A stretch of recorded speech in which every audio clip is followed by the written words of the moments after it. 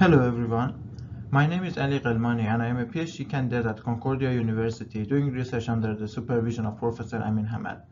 Today I will be presenting our latest work titled Single-Stage Spatiotemporal Activity Recognition of Excavators, a case study. This is the agenda of my presentation that goes from problem statement to methodology, experimental results, and finally conclusions. Traditionally, construction site monitoring has been performed manually by superintendents on the site. However, manual monitoring can be time-consuming and error-prone, especially on large construction sites. As a result, many automated activity monitoring methods have been developed in the construction domain. Most of the current state-of-the-art methods are vision-based because nowadays surveillance cameras are usually installed on most construction sites and are usually installed at high places and can provide a wide monitoring range. Also, advances in the field of computer vision have resulted in the development of high-performing methods for detecting construction equipment and their activities. Before presenting the details of the methods used in our work, I will first provide a brief literature review. One of the most common approaches for activity recognition are multi-stage methods. In this figure, we see the general architecture of an excavator activity recognition method proposed by one of my colleagues, which includes detection, tracking, and a final activity recognition stage, with each stage optimized separately. And the detected activities were then used to estimate excavator productivity that we can see in this sample video, with productivity being calculated using this formula, which is based on the average bucket payload. On the right, we can also see a sample productivity analysis report of this method for a short video. The main disadvantage of multi-stage approaches, however, include propagation of error from earlier stages and the separate processing time required by each stage, which limits the real-time applicability. To address these limitations, another one of my colleagues proposed a single-stage construction worker activity recognition method. And in this method, they used two branches for producing frame-level activity recognition and localization outputs. The first branch that processed input clips used the 3D CNN network, and the second branch used the 2D CNN network that processed the last frame of the input clip to provide more accurate localization information for the model. The output of the two branches were then fused together using a channel fusion and attention module before producing the final output.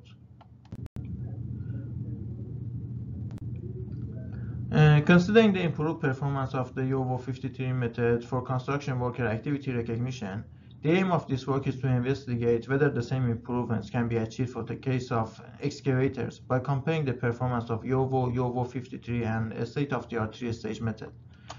In this figure, we see a more detailed architecture of YOVO and YOVO 53 methods.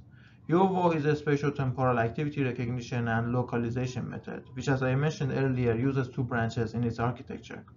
The 3D CNN branch is used for extracting the spatiotemporal features, and the reason for using a 3D CNN network in this branch is their ability to capture motion information by applying convolution operations in both space and time domains. The input to this network is a video clip, which results in a four-dimensional output. However, given that the output of the 2D CNN branch is three-dimensional, to make the output of these two branches compatible before combining them in the CFAM module, the output of the 3D CNN branch is also designed to have a reduced depth component, which can be dropped and as a result becomes three-dimensional as well. Although some studies rely only on the 3D CNN network to perform activity recognition and localization, YOVO also uses a 2D CNN network in parallel to provide precise spatial information.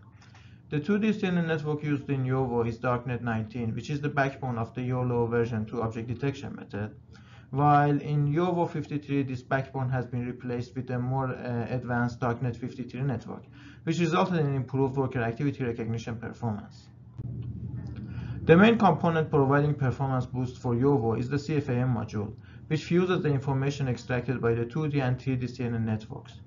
Since the two networks are designed to have the same shape as their output feature maps, as I mentioned earlier, they can be easily concatenated along the channel dimension, which includes both the motion and appearance information. The fused feature maps are then input into the CFAM module that uses a Gram matrix attention mechanism and a softmax layer to get the attention weights that are then used for channel fusion. Finally, the output of the CFAM module is passed from a convolutional layer to get the final activity recognition and localization output. In this work, YOVO and YOVO53 are compared to the state-of-the-art three-stage method developed by one of my colleagues, which we saw earlier, and I will briefly describe this method here in this slide. In the first stage, they used YOLO version 3 network to detect excavators, and then the detected excavators were tracked using the deep sort method.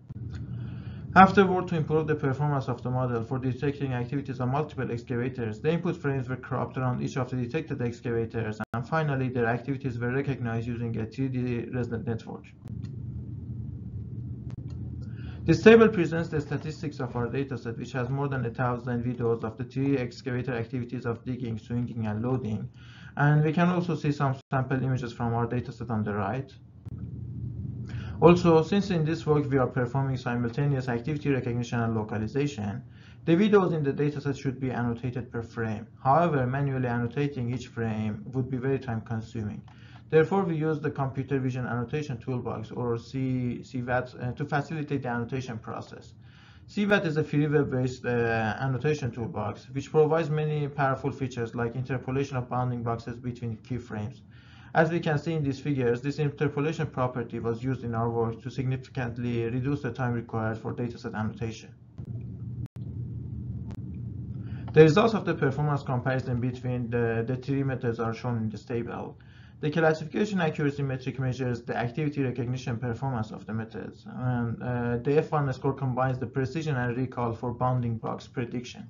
So it evaluates the localization performance of the methods. We can see that YOVO and YOVO53 significantly outperform the 3-stage method, and in particular, we can see that YOVO53 method obtains 15% improvement in classification accuracy and 15.6% improvement in F1 score over the 3-stage method.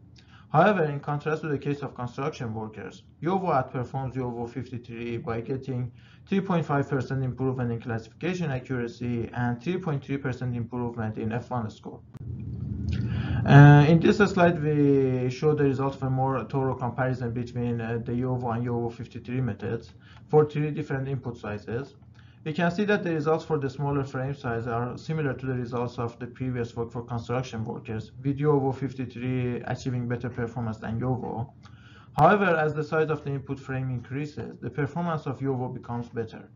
This shows that the smaller receptive field of YOVO53, while it is efficient for detecting workers, is not capable of covering big equipment like excavators, and as a result, negatively affects the model performance. Finally, the overall best result is obtained by YOVO with 88.9% classification accuracy and 88.7% F1 score. To further investigate the performance of the best YOVO model under various conditions, we also conducted a sensitivity analysis with different video conditions like camera angles, illumination, occlusion, weather conditions, and finally video resolution. The results are presented in this table that shows that the high performance and applicability of YOVO for various real-world conditions, except for some challenging cases like mid and high occlusions or videos recorded from high altitude. Also, we can also interestingly see that for ground-level videos, there is relatively low performance, which is due to the high chance of self-occlusion in these cases. In conclusion, in this work, we investigated the benefits of using YOVO and YOVO53 over a state-of-the-art 3-stage method for excavator activity recognition. The results demonstrated that YOVO and YOVO53 significantly improved performance compared to the 3-stage method. Also, while in the previous work for construction worker activity recognition, YOVO53 achieved better performance, in this work, YOVO outperformed YOVO53 by obtaining 88.9% activity recognition accuracy and 88.7% localization F1 score. This contradictory performance of the 2 methods points to a possible future work for developing a method that can simultaneously recognize the activities of equipment and workers at different scales, especially to capture their interactive activities. Thank you.